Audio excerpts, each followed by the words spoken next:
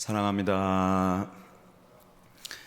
예수님께서 안식일에 한쪽 손이 마른 한 사람을 보시고 그 사람의 손을 고치십니다. 안식일에 일하셨다는 이유로 자기들의 전통을 깬 예수님을 바리새인들은 고발하려 하기도 하고, 그리고 헤롯 왕과 더불어 예수님을 죽이고자 모함하기도 합니다. 많은 사람들이 예수님께서 행하신 놀라운 능력의 일을 듣고 예수님을 만지려고 모여들기도 합니다. 예수님의 능력은 알고 들었지만 이 사람들도 그저 예수님께 표적을 얻기를 바라며 예수님께 몰려들고 있기도 합니다.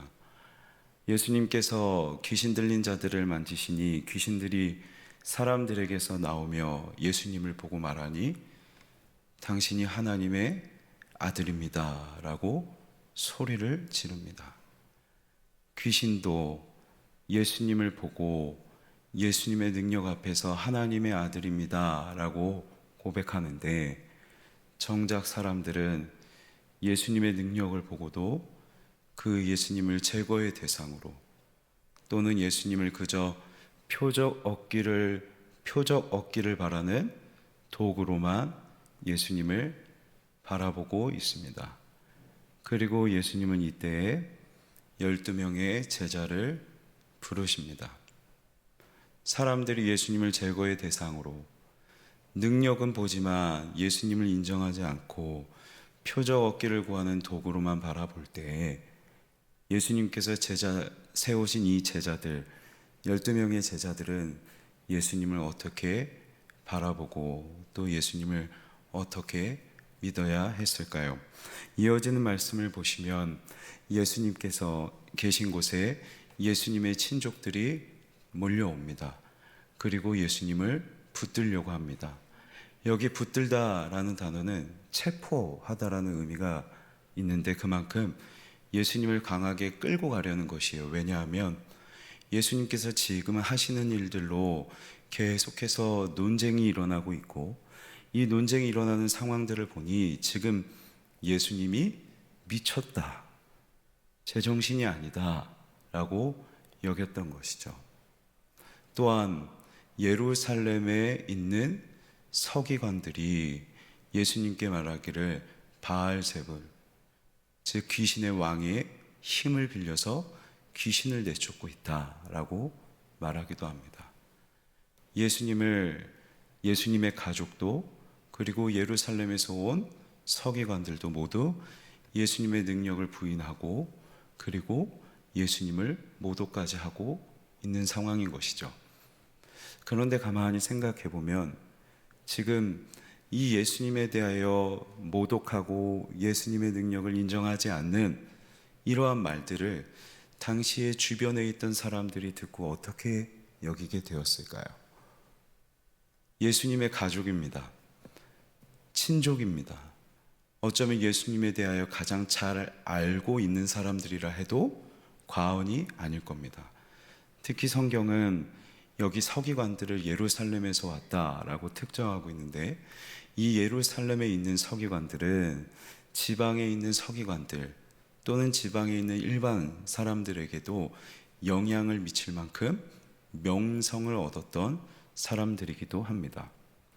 예수님에 대하여 가장 잘 알고 있는 가족이, 그리고 명성을 얻고 있는 사람들이 하는 말은 그만큼 신뢰할 만한 것이 될 것이고 분명 영향을 미칠 만한 것이 되겠죠. 그런 그들이 지금 예수님에 대하여 예수님이 미쳤다, 그리고 귀신의 힘을 빌리고 있다 라고 말하니, 주변에 있는 사람들이 그 말을 듣고 과연 예수님을 온전히 믿고 예수님을 인정할 수 있었을까요? 문제는 예수님이 계신 이 시대나 오늘 저와 여러분이 살아가고 있는 오늘날이나 상황은 크게 다르지 않습니다. 오늘도 과학과 지식과 기술이 발달하고 신뢰받을 만해서 우리 삶에 큰 영향을 주고 있습니다. 입증할 만한 것이 많은 시대이기 때문에, 입증할 만한 능력도 있는 시대이기 때문에 입증하기 어려운, 보이지 않는 예수님을 믿는 것도, 그리고 인정하기 어려운 여러 이야기거리들이 잔뜩 기록되어 있는 이 성경을 믿는 것도 결코 쉽지 않은 시대이기도 합니다. 오히려 예수님을 믿고 성경을 있는 그대로 받아들이는 것은 맹목적인 추종이자 맹신으로 여겨지는 시대이기도 합니다. 그래서 당시 예수님께서 가족들과 그리고 여러 사람들에게 비난을 받으신 것만큼 오늘날 예수님을 믿는 신자들도, 성도도 맹신하고 있다, 추종자다 라고 하며 예수님께서 받으신 그 비난을 오늘 신자들도 받게 됩니다. 그런데 기억하실 것이 있습니다. 예수님은 이러한 시대에 제자들을 부르셨습니다. 온갖 비난이 가득한 때에, 예수님을 인정하는 사람들이 많은 때에, 그때 예수님은 끝까지 예수님을 믿는 믿음을 지킬 12명의 제자들을 부르셨습니다. 그리고 오늘날 저와 여러분도 비난 가득한 추종이다, 맹신이다 말하는 이 시대에도 예수님을 믿는 믿음을 끝까지 견지할 제자들을 부르시는데, 그 제자가 바로 오늘 저와 여러분, 즉 교회임을 믿습니다. 그래서 교회는 세상을 그대로 구속되어 살아가지 않습니다. 세상에 오히려 저항하며 비난을 감수하면서 세상에 저항하며 살아가는 것이 제자의 삶이고, 그리고 성도의 삶인 것이죠.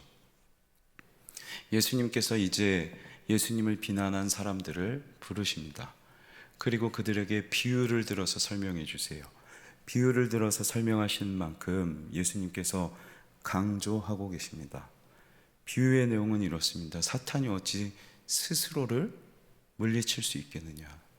한 나라가 스스로 분쟁하면 그 나라는 설 수 없을 것이고, 한 집이 스스로 분쟁하면 역시 설 수 없고 망하게 될 것이다. 사탄의 힘을 빌려서 스스로 사탄을 물리치는 것이 아니라, 우리 예수님은 하나님의 능력으로, 성령의 능력으로 지금 사탄을 물리치고 계신 것이죠. 그리고 이렇게도 말씀하세요. 한 강한 사람의 집에서 세간을 털려면 먼저 그 강한 사람을 결박해야 한다. 사람에게는 귀신은 강한 사람이에요. 연약한 사람에게는 귀신은 강한 존재예요. 그래서 예수님께서 그 강한 존재의 귀신을 십자가로 결박하시고, 그 속에 있는 죄의 종으로 살아가고 있는 하나님의 백성을 구원하시기 위해서, 사단의 집에 갇혀있는 하나님의 백성들을 구원하시기 위해서 귀신을 결박하셨다라고 예수님께서 말씀하고 계십니다. 그래서 단호하게 예수님께서 이렇게 말씀하시니, 누구든지 성령을 모독하는 자는 영원히 죄가 되고 영원히 사하심을 받지 못할 것이다. 예수님의 이 역사, 사역, 능력을 부인하는 자들을 향하여 성령을 모독하면 영원한 죄가 되고 영원히 사하심을 받지 못할 것이다 라고 예수님을 부인하는 자들에게 경고하고 계십니다. 그렇다면 반대로 예수님을 믿고 따르는 제자들은 어떠한 사람이어야 하겠습니까? 예수님을 믿고 따르는 제자들은 예수님께서 우리를 마귀의 집에서 끄집어내시고 영원한 속죄를 주신 그 예수님의 은혜를 인정하고, 십자가로 단번에 우리를 구원하신 그 예수님의 권위와 권세 아래로 들어가서 그 예수님을 모독하는 것이 아니라 성령을 모독하는 것이 아니라 성령에 충만하여 살아가는 것. 이것이 제자의 삶의 모습인 것이죠. 그렇다면 제자로서 성령이 충만하게 살아가는 것은 과연 어떠한 것일까요? 이어진 말씀에서 우리는 그 답을 찾을 수 있습니다. 예수님의 어머니와 동생들이 예수님을 찾아옵니다. 그러자 예수님께서 말씀하시기를 누가 내 어머니이고 동생이냐? 누구든지 하나님의 뜻대로 행하는 자라야 내 형제요 자매요 어머니이니라 라고 말씀하고 계십니다. 예수님과 형제요 자매요 어머니, 예수님과 한 가족이 됩니다. 예수님과 한 가족이기 때문에 예수님과 함께 하나님의 자녀가 됩니다. 하나님의 자녀이기에 성도는, 제자는 하나님의 뜻대로 행하는 사람입니다.